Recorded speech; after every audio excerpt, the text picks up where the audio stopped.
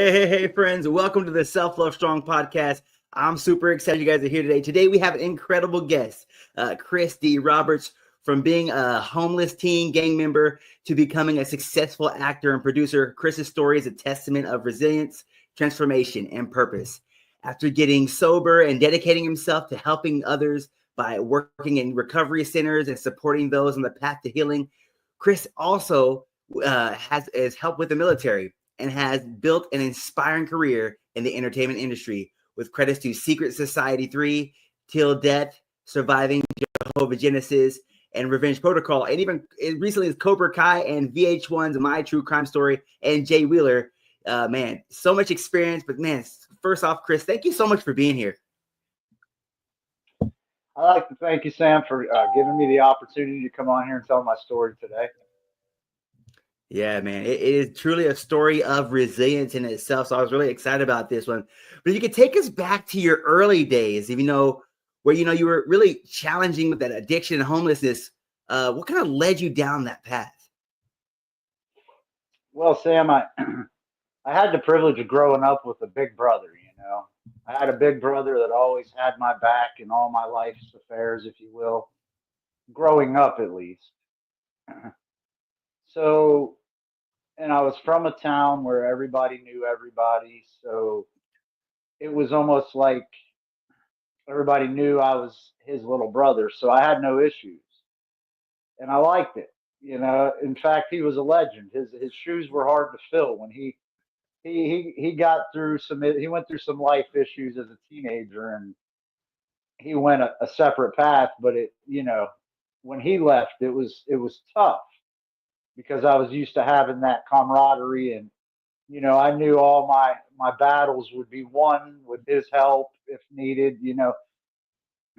So all of a sudden, I no longer have that figure in my life. And not only with that, I was hit by a car when I was 3 years old, Sam. Oh man. So I had an eye patch, I had false teeth, I was a little fat kid. So I was constantly picked on. I was bullied, pushed around. Last kid picked for kickball, apprehensively at that, you know. Oh man. Yeah. So saying that to say, throughout my years growing up, I would move back and forth from Southwest Florida to Northwest Pennsylvania. Northwest Pennsylvania being my hometown, my home state, very rural area. And then I would be in Southwest Florida, where it's quite urban, and a whole nother atmosphere. Yeah. So here I am. I fall into that atmosphere full time at the age of 13, and the bullying was there, and it was super intense, Sam. And that's when I began to experiment with drinking, and I started running around with the wrong crowd. Next thing you know, I find myself a member of a very violent street gang. Um, I was told, and home life was tough, man, because I thought I knew it all, Sam. I thought I knew what. Once I got involved in the gang, there was no telling me anything. You know, I Mm. had uh, I had a point to prove to the world, and here I was suffering a lot of childhood trauma with all that bottled up. It was just the ticket to get rid of that.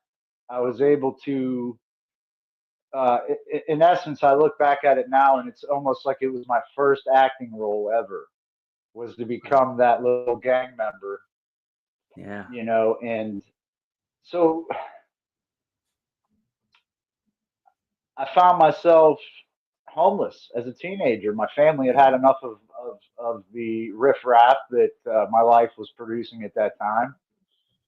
So I remember getting a tattoo. It was my first ever tattoo, and I got it in such a place where I, I can conceal it.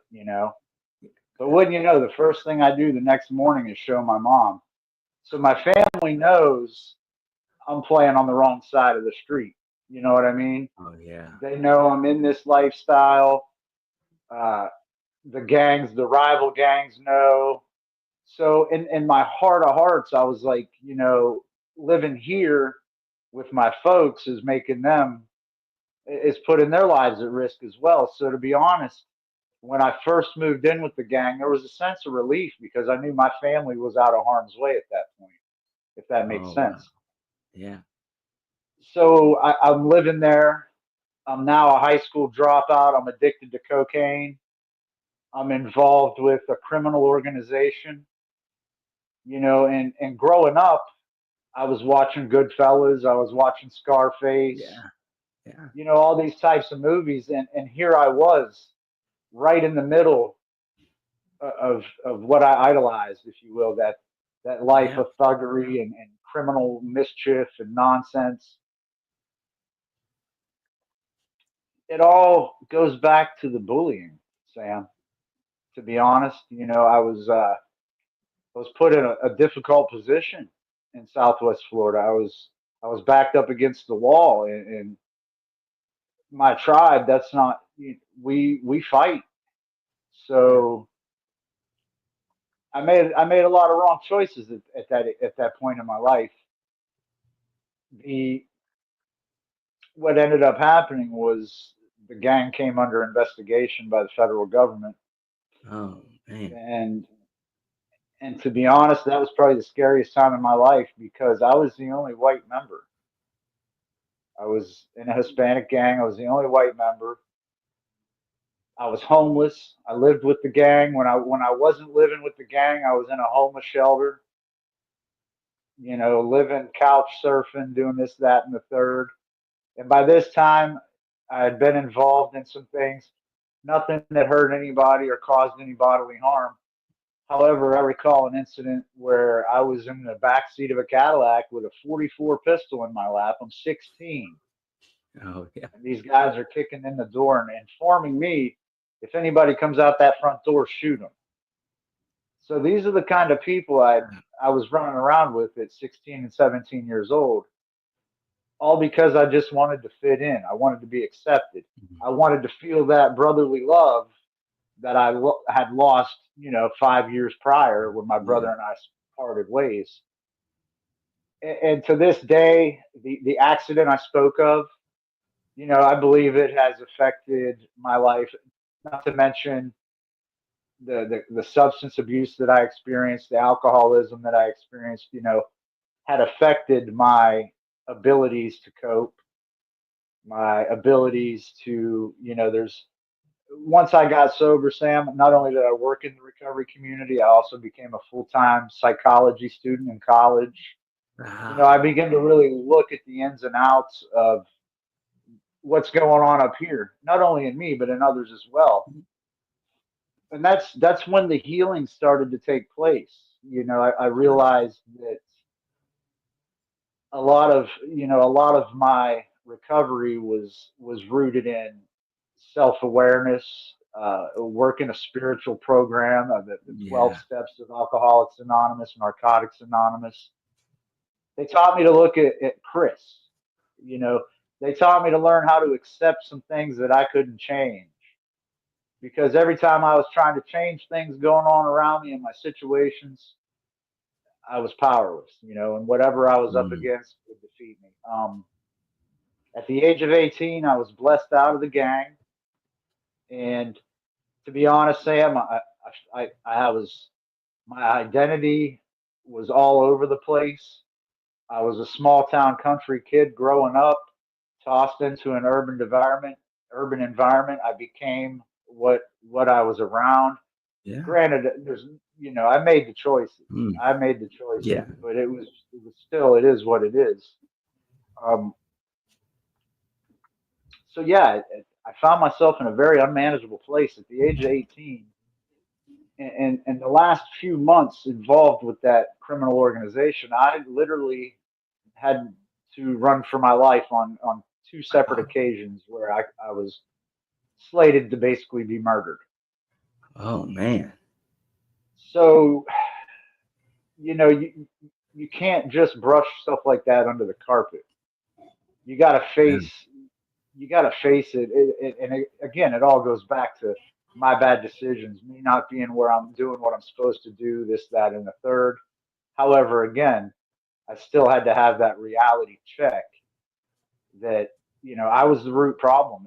I was the common denominator in these factors, you see.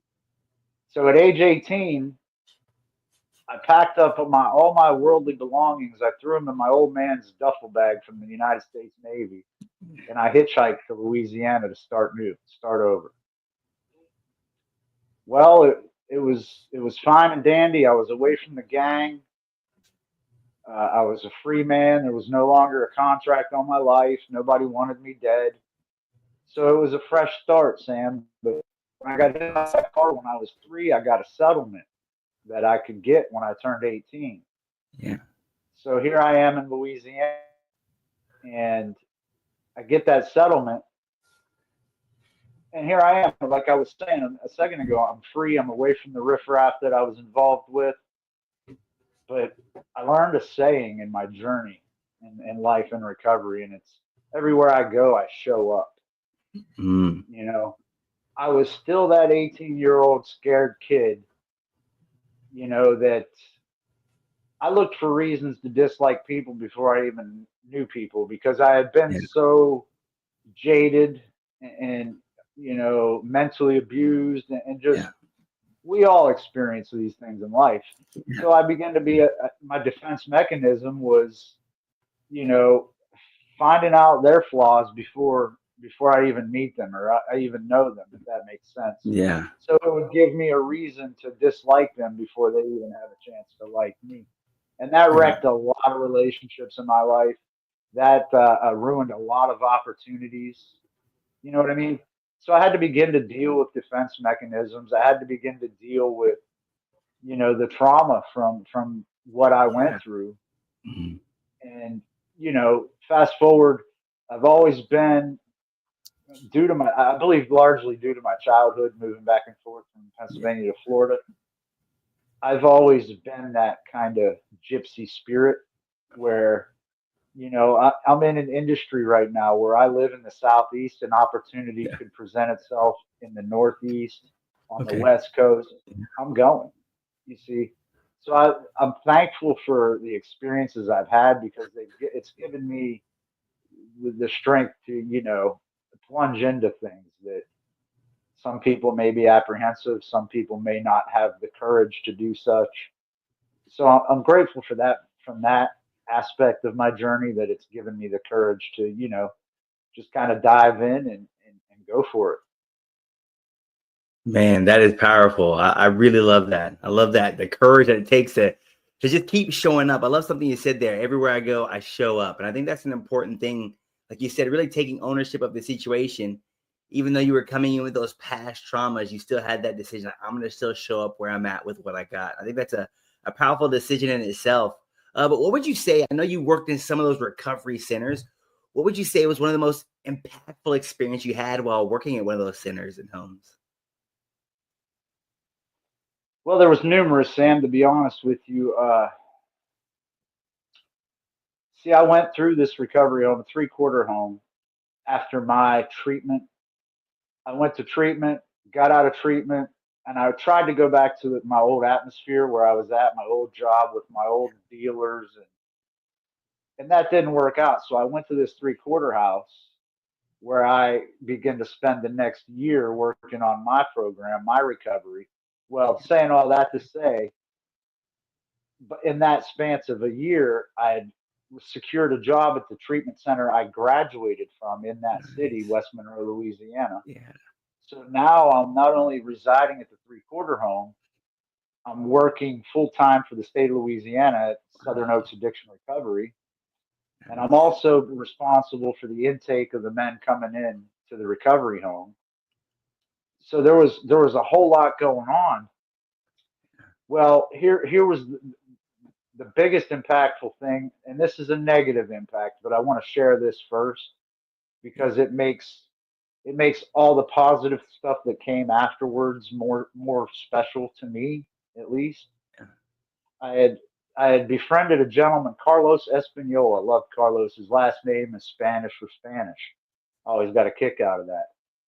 But I got Carlos a job at Goodyear Gemini where I worked, So we would ride bikes to work. It was like a 5 mile jaunt to my location, and his location was only like a mile from the halfway house. So we'd set out on bikes every day.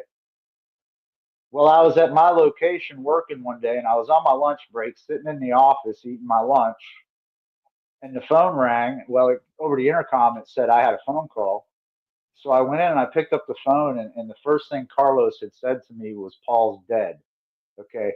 Paul is the man that ran the establishment when I came into it as an addict, when I was in my early recovery, and this is over 20 years ago.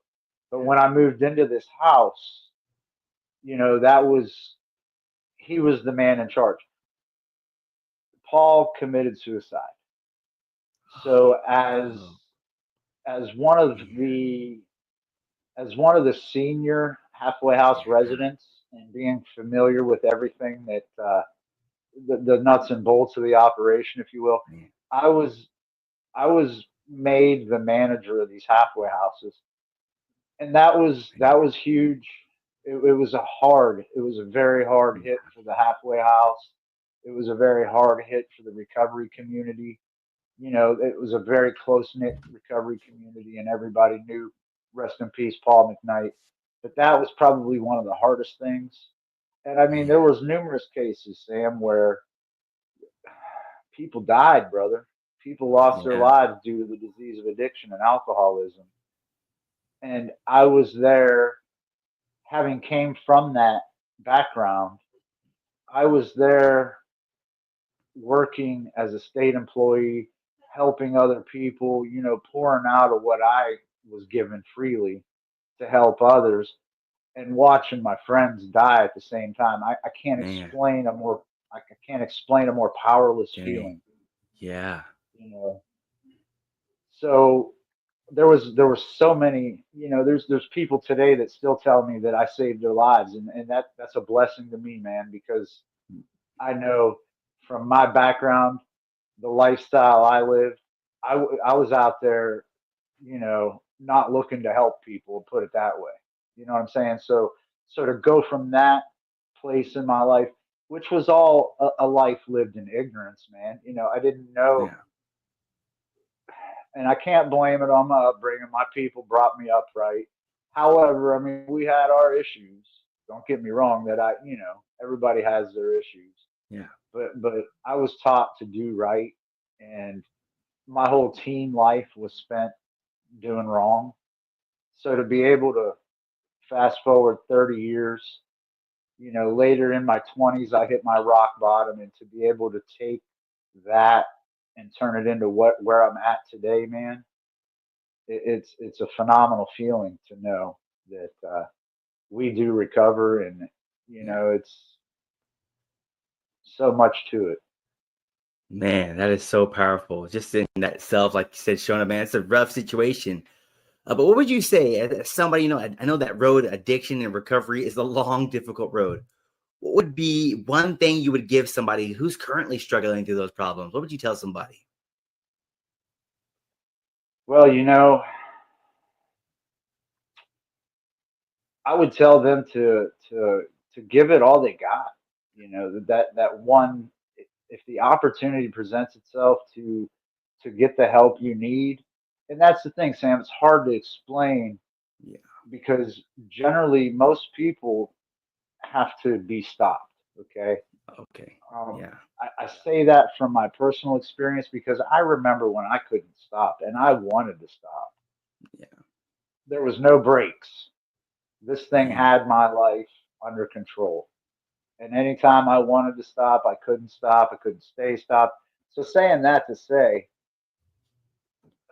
it takes consequences. It takes circumstances for people to wake up to their illness, So obviously I don't wish that on anybody, but when that time comes, if you have that opportunity,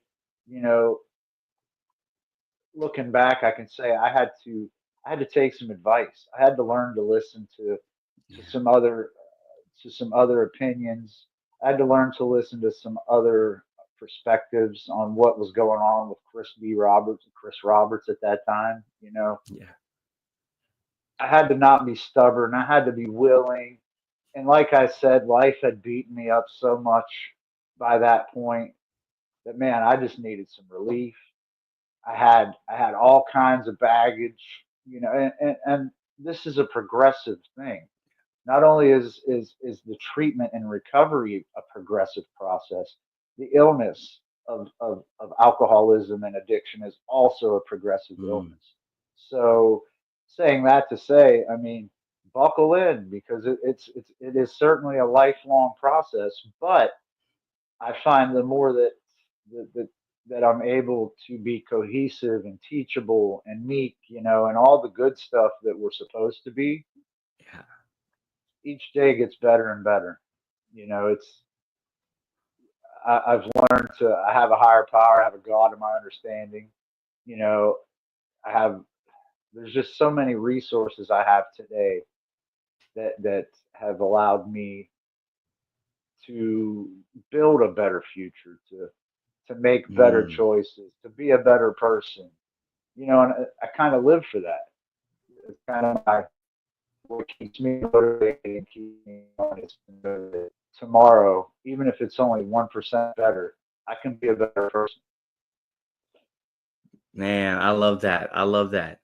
I love that you said it's just you got to understand that it's going to be a rough process. You just got to buckle down. I love that approach to it, realizing that there is going to be a challenge there, and it's not going to be easy. But when you get your opportunity, take full advantage of it, man. So, with hearing your past, how did you transition from that into the entertainment industry? And was acting always a dream for you?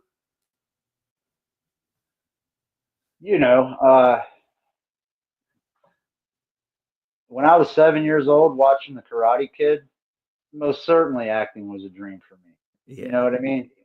It's watching The Karate Kid, all the great films of the '80s, all the great shows. Of course, it was always a deep down passion that I wanted to be an entertainer, to be a storyteller, a Yeah. writer, to be involved in some degree. However, it wasn't until much later in life that the first opportunity arose. It was 2019, Sam. I was in my early 40s, Oh, that's awesome. and Wow. I had my first role on Sweet Girl, a Netflix production, Netflix film. Was filmed in Pittsburgh. Jason Momoa. If you guys haven't seen it, it's a phenomenal film. Sweet Girl on Netflix. I highly recommend it. And I had a small part, Sam. I was just a background player, a sports fan. We filmed in PNC Park. Oh, We also wow. filmed on the Roberto Clemente Bridge in Pittsburgh. Yeah. Long story short, I caught a bug. I was like, man, this is phenomenal. This life right Awesome. here, this life is something I wouldn't mind being involved with the rest of my life. So in 2019, I'm living in Northwest Pennsylvania. When I landed the gig, it was just on a whim. I entered online. I was like, let me give this a shot. I heard back from them. Oh, So I wow. went ahead and booked an Airbnb in Pittsburgh for the weekend. Worked my job the rest of the week. My job was really supportive and on board, and they're like, "Wow, So go for it." cool. And me, I had the chill bumps all weekend because this was new to me. I've never been on a film production once in my Yeah. life at that point. And thank God it was Netflix, man. That was such a huge impact to know that holy cow, this is like the biggest So network cool. out there, streaming network at that time, Yeah. and I'm a part of it. I'm like, wow. So all that energy, I worked throughout the weekend, and of course I tried to be, I was directable, I was teachable, Yeah. and not that that was any necessary. I just supposed to walk up and down. I walked up and down the bridge better than anybody else. I had that attitude, Sam, that I wanted to apply myself, even though it was my first experience. I still wanted to do a good job. I got that Yeah. solid work ethic, and we had the opportunity to chat with Jason Momoa, to talk to the filmmakers, the directors, man. And it was just, to be honest, it felt like I was on a big field trip on a film set. Yeah. So it was Awesome. honestly, when I went back to work after that weekend, I went back to work, Sam, And throughout the span of the next year and maybe a month or two, I was entertaining the idea of packing all my worldly belongings, loading them in my 2002 Honda Accord, and moving to Southwest Florida to pursue more film opportunities. But it took a year and a couple months to get the courage to take that leap, that make that life change, to pursue something that was as fleeting as a butterfly in the breeze, if that makes sense, you know. Yeah. But I knew if I didn't give it a shot, I'd never know. So there was that. That is so awesome. So yeah, after 2019, I believe it was early 2020, I moved. It was in the spring of 2020, I moved to Florida full time. And when I left, that's 4 or 5 years ago now.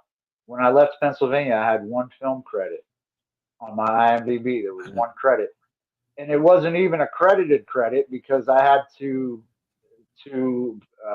seek the production to give it to me as a background actor. Yeah. And now I have 39, Sam. I have 39 of these credits. You know, wow. I got to Florida. And I'm an auto detailer by trade. My first job interview when I reached Florida I was in a showroom full of Lamborghinis and McLarens. Wow. I dropped off my resume. Within 5 minutes, I was offered a job. So I knew that it was going to be good for my trade as well, which is auto detailing. Nice.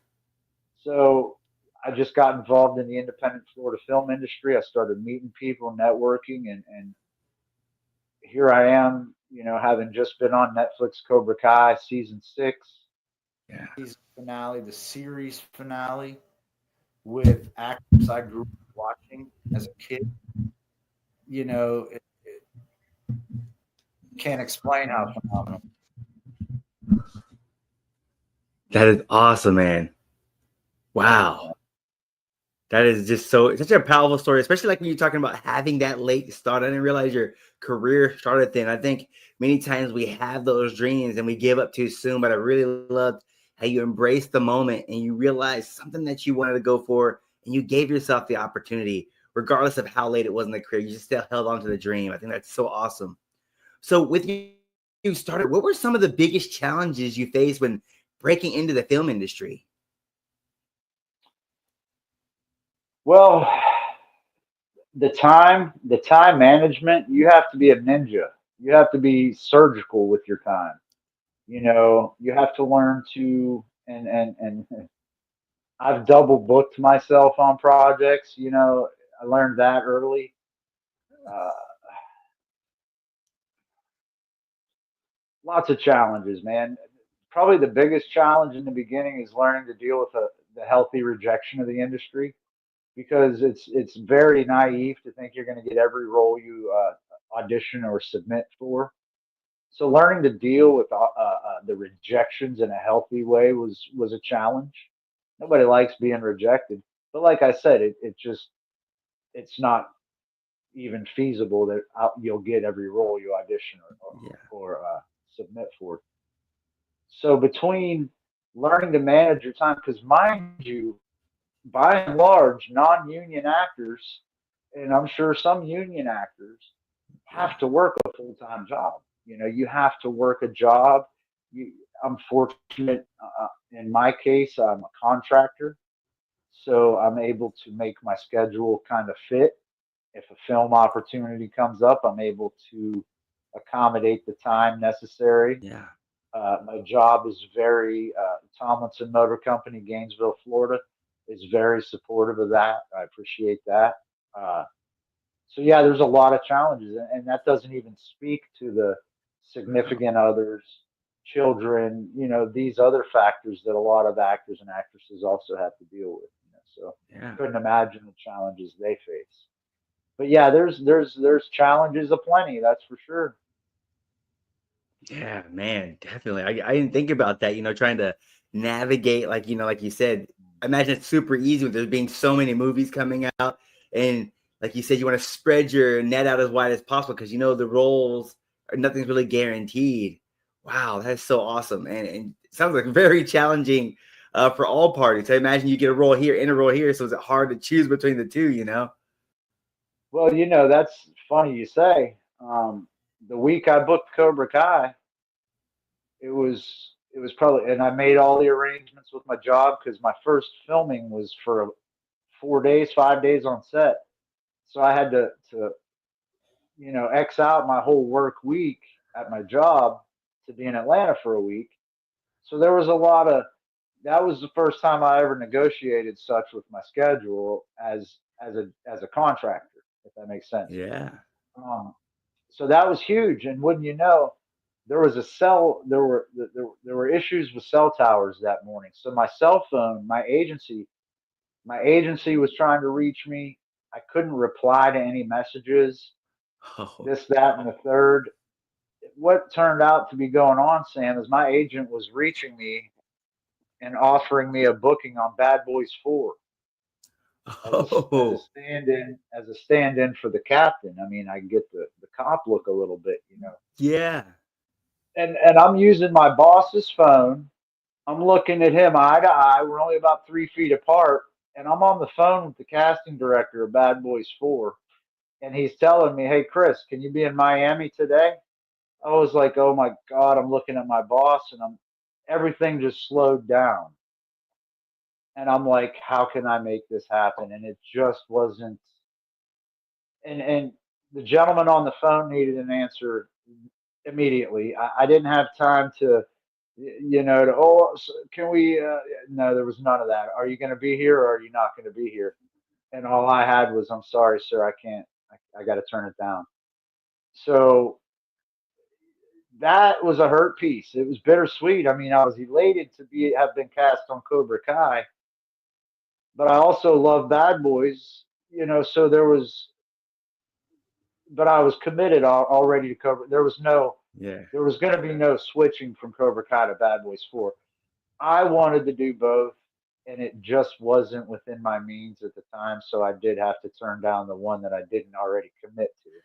Yeah. But yeah, and you hear about A-list actors who turn down certain roles while other A-list actors pick them up, and they've done a phenomenal job with the role. And sometimes you wonder what it would have been like if it had been the other actor.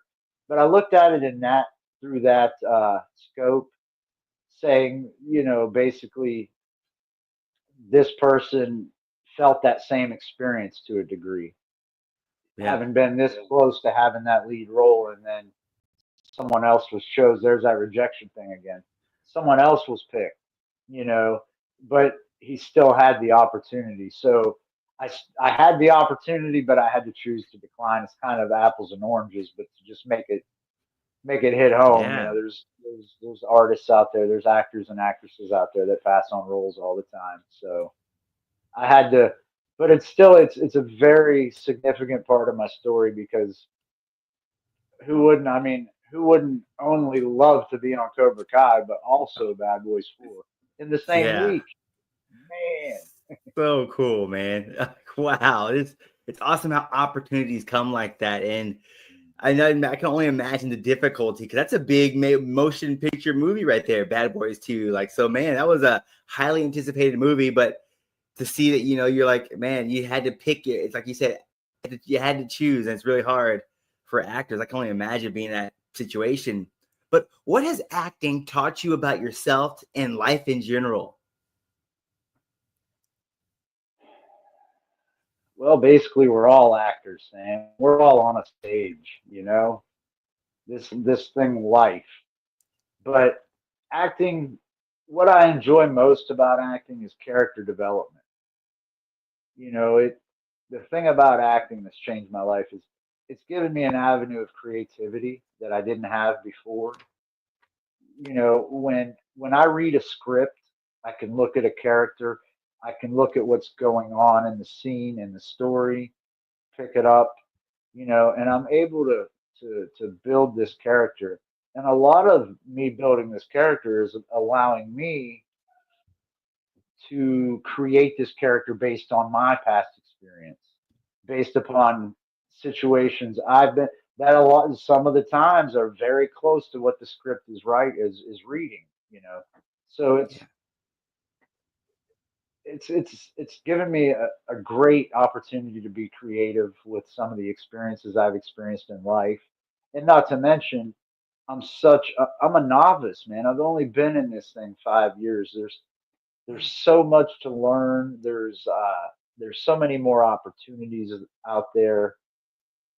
There's crew work, there's acting work, obviously background acting work, but it's such a huge, diverse industry, man. And a lot of a lot of what encourages me again is having been on that first film set and just watching the nuts and bolts, watching the crew work together surgically, flawlessly, making this beautiful stuff for the screen. Man, that is so awesome. That you saying you're a novice, and I just see with the things you've been a part of, it to hear you're like, I'm still new to this industry is, I think, so empowering in itself. Because I think many times, like you said, at 7 years old, this was of course, you're working on your favorite show right now. I mean, I think that's a true testament to like, hey, you can stick in there and still follow your passion regardless of your age and the situations you've gone through. That's so awesome. Yeah, Sam, I remember. Well, I discussed when I first left in 2000. Well, shortly after 2019, when I left Pennsylvania, I remember discussing with my coworker. We're standing outside. It's snowing. It's freezing. I look over at him. I says, "Hey, Dave, I'm going to Florida to make movies," and that's exactly what I did, Sam. I mean, and here we are 5 years later, 4 or 5 years later, and I don't regret it.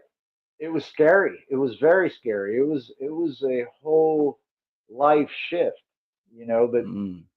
the doors have opened, opportunities upon opportunities have came, and it's going back to the last question, it's taught me a lot about living one day at a time, Sam, because Mm.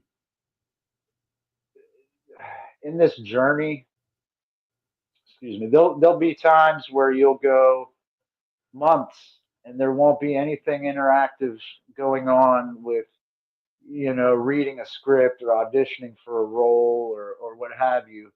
And then all of a sudden, out of nowhere, a huge opportunity shows up, or this opportunity or that opportunity. Wow. So it's taught me to stay prepared for such, but also to be prepared when the opportunity comes and be able to capitalize. For instance, my involvement with Cobra Kai has brought huge, huge interactions to my social media. I'm grateful for that. And I'm grateful to have that tool to get Kris D. Roberts' name out there. Yeah. I have a great photo. It's a screen grab from I believe it was season or episode 15 of season 6, where it shows a picture of Miguel Diaz and me, blurry but fully visible in the background, man. And I'm almost at 500,000 views on my profile in the past three Wow. or 4 days. So it's huge. It's Cobra Kai is amazing. Karate Kid is amazing. I'm very grateful. I worked with like I said, with actors I admired since I was a kid. I I was on the karate mat with Ralph Macchio. I reach over and I shook his hand as we locked eyes, and I says, Ralph, I said, thank you for helping frame my childhood. And he kindly smiled and said, thank you for being here. There was just a whole vibe with Yeah. Cobra Kai. And it's terribly sad to see it ending to the degree. I mean, but having said that, of course, Cobra Kai never dies. The future's bright. You know, there's been talk of this, that, and the third. I mean, nothing I'm official enough to talk about, so I Yeah. won't even go there. However, you know, what I would absolutely love to be affiliated with any spinoff, any show relevant in the future, and I'm very thankful to the showrunners, the writers, the directors, Sony Pictures, Netflix, cab castings in Atlanta.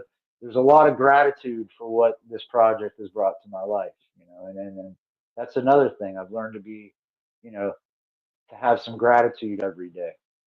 You know, Man, there's it's a lot powerful. of things, you know, these life lessons, but the journey in the film industry has never ceased to amaze me because, like I said, you'll go through those times where, oh my, what's going on? What am I doing?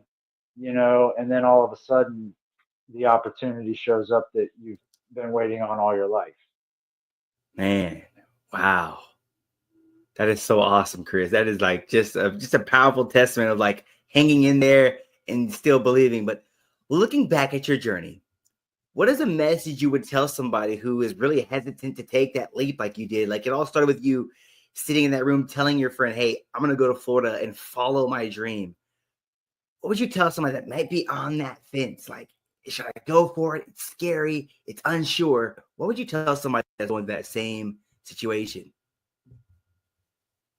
Well, you know, there's when the dreams and the aspirations are present, there's things that our mind fancies, you know. A lot of things we may have never even fathomed having in our lives. Yeah. And I'm not talking about possessions or wealth. I'm talking about the wealth of experience, you see. Yes. It was the morning, it was a week or so prior to filming, and a couple actress friends in Florida reached out to me, ironically on the same morning with the same question. They, and mind you, we're 5 hours south of the filming location in Atlanta. And some of my Florida film family are even further south in Florida because I'm in Wow. North Central in Gainesville, and they have 7, 8 hour traveling time just to get to set. So they're asking me, is it worth it, Kris? I thought about it a second, Sam, and it didn't take but a minute. And it came to me, and I was like, you know what? Let me ask them a question. I was like, have you ever been on Netflix? Have you ever worked on a Netflix production? Have you know? And I think they probably sat there for a second and finally made the decision within themselves that maybe they should take the plunge. Maybe they should risk whatever they were, because obviously there's a lot of pros in their mind, Yeah. but there was probably a lot of cons as well. Yeah. So when I simply said when I simply asked them, "Have you ever been on Netflix?" And I feel like that's sometimes what the way we have to look at it. Mm. Have I ever experienced what I'm trying to, you know, and to just keep the vividness of what our Mm. imagination. You see what I'm trying to say? You almost Yeah. Here's what it is. And maybe this in itself will answer the question. Um, you got to paint the picture before you even get to the canvas, Sam. I You like know, that. so it's like 5 years ago when I made that decision. I always say 5 and 4 because 5 years ago in November of this year of last year was when 5 years prior to this past Wow. November Yeah. was my first film experience. Wow.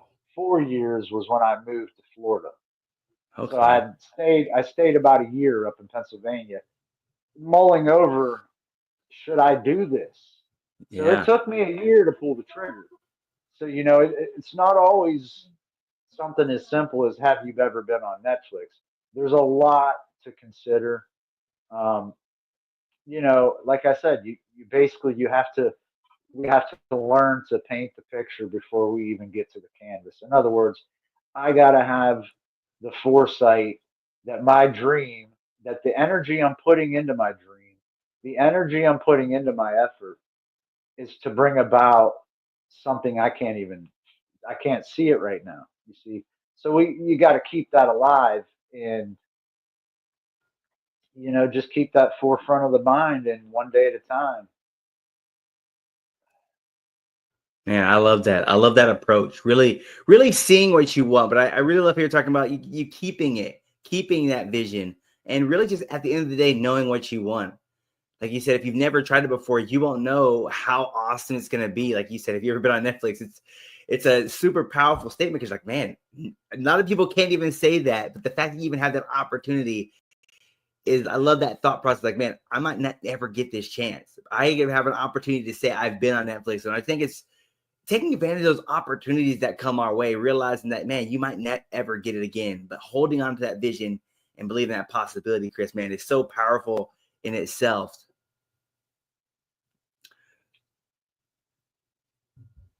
Yeah. So what projects are you currently working on, and where can listeners follow you on your journey? Well, of course, you guys can follow me as Kris D. Roberts on Facebook, Kris D. Roberts on IMDb, Kris D. Roberts 1 on Instagram. I am on LinkedIn as Kris D. Roberts. It's Kris with a K. Thank you. Yeah, Kris D. Roberts. And it's very, I put myself out a lot. That's another thing. You're going to have to be vulnerable. You're going to have to be vulnerable with sharing yourself. Just something more to encourage somebody if they're thinking about, getting into this industry. I spoke to a lady in Hollywood, California, in fact, and there's that saying. It's who you know. You know what I mean? It's who you know. This lady taught me. She says, Kris, it's not who you know, it's who knows you. Ooh. So you have to be able to put yourself out there in a vulnerable way. I don't know, that maybe that's encouraging for somebody to overcome, maybe if they're timid or this, that, or the third. But you're going to have to, so saying that to say, that's why I'm very present on social media. I try to stay current. I don't have a lot of demo material at this point. You asked about upcoming projects. I got a message today, Sam. I couldn't ask for a greater message. Sometimes a production company will reach out to you and say, "Oh, we got to reschedule for this or that or such or this." Well, today I got a message saying we have to reschedule because the project is under Hollywood review. Nice. So, that in its own right is great news. You see, and that's the thing. Sometimes it's just words on the page until it begins to come to life. So, you gotta learn that too. But at the same time, it's super exciting to know that I'm cast on a project that is being pitched to Hollywood. If I'm an actor, I should be having an acting job, right? That's why each opportunity. That's why I love each opportunity. If you work in the film industry, you're aware that there's paid and unpaid work. I've done a lot of unpaid work, but Sam, I always looked at it as somebody's paying for me to be there. Somebody's paying to have the camera there. Somebody's paying to feed the cast and crew. So and I'm there and I'm learning as an actor. I'm experiencing what it's like to be on a film set. So no work I've ever done has been quote unquote for free. You see. So there's so many obstacles on this journey, but it's like you the resilience you develop, man, it certainly has been a character development course, if you will, growing in the industry and learning not only the acting side, but also the business side, the logistics of the whole machine, And like I said, I'm a novice. I'm green as can be, but I'm very excited to make my mark on the film industry. Hire Kris D. Roberts. He's great to work with. Kris D. Roberts he's got a great range. He's a good villain. He could be a good guy. He can do whatever you need him to do. Hire Kris D. Roberts. I approve this message. Anyway, Sam, I'm working on getting, and I'm working on getting more material for demo reels. I'm going to start doing monologues. It's real easy sometimes to get complacent in this industry as well, And I thank my fellow friends and family in the Florida film industry. Each time I see one of them talking about an opportunity they have upcoming, it builds a fire in me, man. not only am I happy and elated for them, I'm motivated. You know, Yeah. it reminds me that, hey, you can do that too. You know, a lot of people sit back and grumble and think, oh, I wish that was me. No, that's a bad attitude. That's an envious attitude. You got to sit back and realize that, hey, you could have had the same opportunity. You know what I'm saying? So that's another thing. There's quirky things, but all, by and large, man, the Florida film industry has been so good to me. You know,